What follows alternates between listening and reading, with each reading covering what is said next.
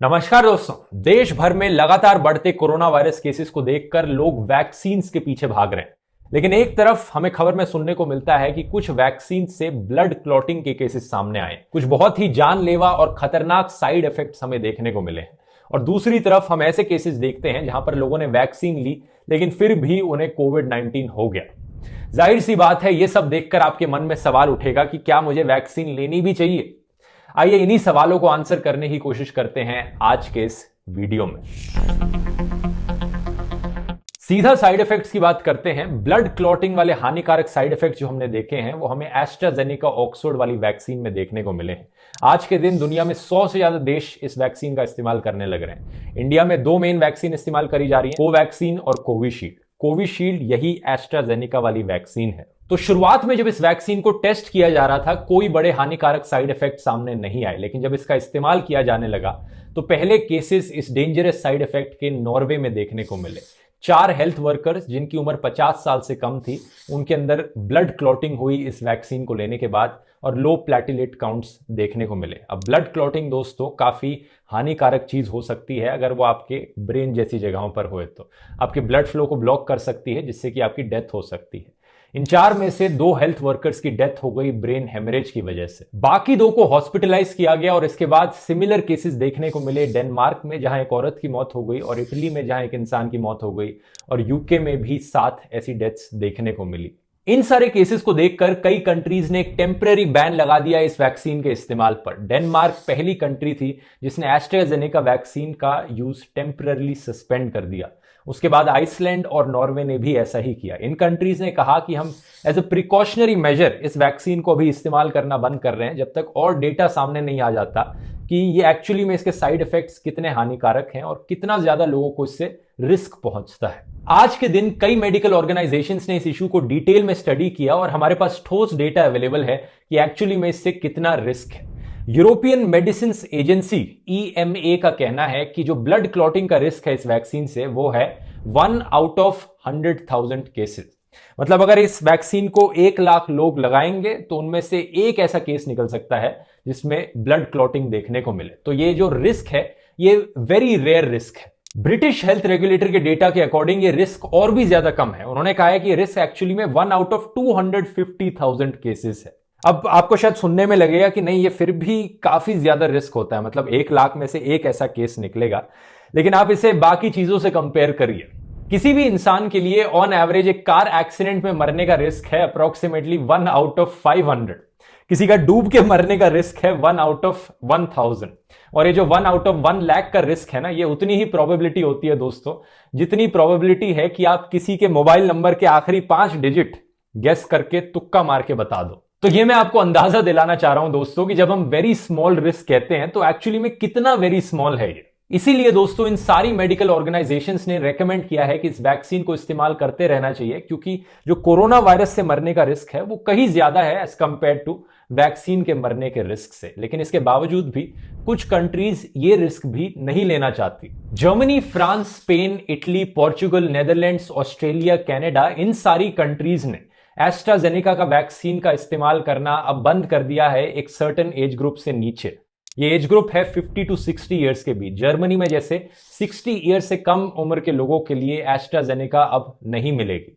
आप पूछोगे अब इन्होंने एज लिमिट क्यों सेट कर दी? इसके पीछे रीजन ये है दोस्तों कि एक और चीज जो इन सारी ऑर्गेनाइजेशंस ने रिसर्च करके पाई वो ये है कि ये जो ब्लड क्लॉटिंग का रिस्क है ये यंगर लोगों के लिए ज्यादा है एज कंपेयर टू ओल्डर लोग। मुझे भी सरप्राइजिंग लगा, लेकिन ये साइड इफेक्ट यंग लोगों पे ही ज्यादा दिखता है दोस्तों। जैसे कि ऑस्ट्रेलिया ने रेकमेंड किया है कि जिन लोगों की उम्र 50 साल से कम है वो एस्ट्राजेनेका की जगह दूसरी वैक्सीन लेना प्रेफर करें। ब्रिटेन ने भी कहा है जिन लोगों की उम्र 30 साल से कम है वो एस्ट्राजेनेका की जगह दूसरी वैक्सीन लें। अब अगर हम इंडिया पे आए दोस्तों तो हमारी सरकार ने कहा है कि अभी तक कोई भी ब्लड क्लॉटिंग का केस पूरे देश में नहीं देखने को मिला है। मुझे ये चीज बड़ी अनबिलीवेबल सी लगती है कि पूरी दुनिया में हमें ब्लड क्लॉटिंग के साइड इफेक्ट्स देखने को मिल रहे हैं इस वैक्सीन से, लेकिन इंडिया में जहां पर इतनी सारी वैक्सीन लोगों को लगाई गई वहां पर कोई भी केस नहीं देखने को मिला। सरकार के दिए गए डेटा पर पता नहीं कितना भरोसा कर सकते हैं, क्योंकि सरकार अक्सर डेटा को छुपा कर रखती है। लेकिन इन एनी केस एक्सपर्ट्स और साइंटिस्ट का कहना है कि इस वैक्सीन को इस्तेमाल करते रहना चाहिए, स्पेशली इंडिया जैसी कंट्रीज को जहां पर कोरोना वायरस केसेस इतनी तेजी से ऊपर बढ़ रहे हैं। वहां पर इस वैक्सीन को इस्तेमाल करना बेनिफिशियल ही होगा देश के लिए एज कंपेयर टू कि हम इसे ना इस्तेमाल करें इस छोटे से रिस्क के डर से। तो ये तो हो गई साइड इफेक्ट्स की बात। बाकी जो वैक्सीन हैं फाइजर, मॉडर्ना और कोवैक्सीन, उनमें अभी तक कोई भी ऐसे हानिकारक साइड इफेक्ट्स नहीं देखने को मिले हैं। अभी तक नहीं मिले, वैसे तो चांसेस हैं कि आगे भी नहीं मिलेंगे क्योंकि काफी महीने हो गए हैं इन्हें इस्तेमाल करते हुए। लेकिन दूसरी चिंता जो लोगों की है वो ये है कि हमने वैक्सीन ले ली लेकिन उसके बाद भी यहां पर हम केसेस देख रहे हैं कि लोगों को इन्फेक्शन हो जा रहा है। ये कैसे हो सकता है? इसके पीछे दोस्तों कई रीजंस हैं। पहला रीजन है कि वैक्सीन इंस्टेंटली काम नहीं करती हैं, आपकी बॉडी को थोड़ा टाइम लगता है इम्यूनिटी बिल्डअप करने में। इस ग्राफ को देखिए, ये ग्राफ दिखाता है कि एस्ट्राजेनेका और फाइजर वैक्सीन लेने के बाद, पहली डोज लेने के बाद कितने समय बाद कितनी इफेक्टिविटी होती है वैक्सीन की। पहले 1 से 2 हफ्ते में फाइजर वैक्सीन की इफेक्टिविटी सिर्फ 38% है और एस्ट्राजेनेका की 70%, लेकिन 30 दिन बाद ये इफेक्टिविटी 94 तक टच कर जाती है एस्ट्राजेनेका वैक्सीन में और फाइजर में 85% पर है। ये दूसरा रीजन है कि वैक्सीन का फुल इफेक्ट मिलने के लिए आपको दोनों डोजेज लेनी पड़ती हैं वैक्सीन की। लेकिन अब आप बोलोगे कुछ ऐसे भी केसेस देखने को मिले हैं जहां पर दोनों डोजेज ली हैं वैक्सीन की और काफी लंबा समय गुजर गया लेकिन उसके बाद भी इन्फेक्शन हो गया किसी को। इसीलिए दोस्तों तीसरा रीजन है कि चाहे आप दोनों डोजेस ले लो वैक्सीन की और चाहे आप 30 दिन तक इंतजार कर लो, इसके बाद भी आपको हो सकता है कोविड-19 क्योंकि वैक्सीन 100% इफेक्टिव नहीं है।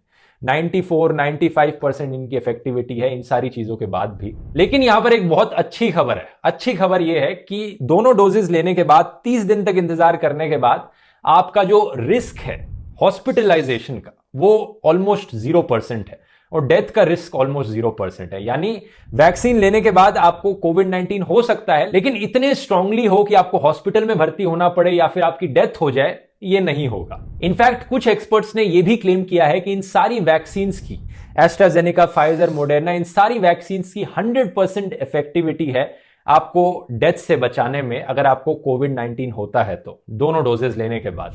उम्मीद करता हूं दोस्तों आपके मन में जो भी डर होगा, डाउट्स होंगे वैक्सीन की इफेक्टिविटी और साइड इफेक्ट्स को लेकर, वो क्लियर हो गए होंगे। इस वीडियो को शेयर कीजिए ज्यादा से ज्यादा लोगों तक, अपने फैमिली मेंबर्स के साथ और फ्रेंड्स के साथ, अगर उनके मन में भी ये डाउट्स हैं वैक्सीन को लेकर। अब एक तो हो गया कि चलो वैक्सीन हमें लेनी है, अब दूसरी प्रॉब्लम यहां पर आती है कि क्या हमें वैक्सीन वो मिल पा रही है सरकार की तरफ से। वैक्सीन की शॉर्टेज काफी देखने को मिल रही है अब देश में। इसके पीछे एक रीजन बताया जाता है कि शुरुआत में सरकार ने वैक्सीन को एक्सपोर्ट करने में ज्यादा फोकस किया कि हम वैक्सीन को बाकी देशों में बांटेंगे। सरकार इस चीज को लेकर शो ऑफ भी कर रही थी कि देखो हमने जितनी वैक्सीन देश में लोगों को दी है उससे ज्यादा हमने वैक्सीन को एक्सपोर्ट किया है, जो कि कोई अच्छी चीज नहीं है। क्योंकि आपको याद होगा एरोप्लेन में जब भी वो मास्क टपकता है ऊपर से, वो हमेशा कहते हैं कि पहले अपना मास्क पहनो, बाद में साइड वालों को, अपने बच्चों की चिंता करो, बाद में उन्हें मास्क पहनाओ, क्योंकि अपनी सुरक्षा यहां पे सबसे ज्यादा जरूरी होती है, जो कि सरकार ने नहीं करी यहां पर। अब इस वैक्सीन की शॉर्टेज से डील करने के लिए कई सॉल्यूशंस एक्सपर्ट्स ने सजेस्ट किए हैं, जिनमें से सबसे बड़ा सॉल्यूशन यह है कि इंडिया में बाकी वैक्सीन को भी अलाउ किया जाए। जो फाइजर और मॉडर्ना वैक्सीन बाकी देशों में मिलने लग रही हैं उन्हें इंडिया में भी आने दिया जाए। महंगा पड़ेगा थोड़ा, लेकिन जिन लोगों के पास पैसे हैं वो ज्यादा पैसे देकर इन वैक्सीन को खरीद सकते हैं, ताकि बाकी जो लोग हैं उनके लिए ज्यादा वैक्सीन बची रहेंगी। सिंपल सा लॉजिक है। तो उम्मीद है सरकार बाकी वैक्सीन को भी देश में अलाउ करेगी और ट्रांसपेरेंट रहेगी डेटा को लेकर। इस वीडियो को स्पॉन्सर करने के लिए मैं धन्यवाद करना चाहूंगा कुवेरा ऐप का। कुवेरा एक बढ़िया म्यूचुअल फंड्स की ऐप है जहां पर आप अपने गोल सेट कर सकते हैं। घर खरीदना है, गाड़ी खरीदनी है, किसी भी बड़ी चीज के लिए सेव अप करना है, और ऐप का एल्गोरिथम, इसकी मशीन लर्निंग अपने आप आपको बता देगी कौन सा म्यूचुअल फंड आपके लिए बेस्ट रहेगा पैसे इन्वेस्ट करने के लिए।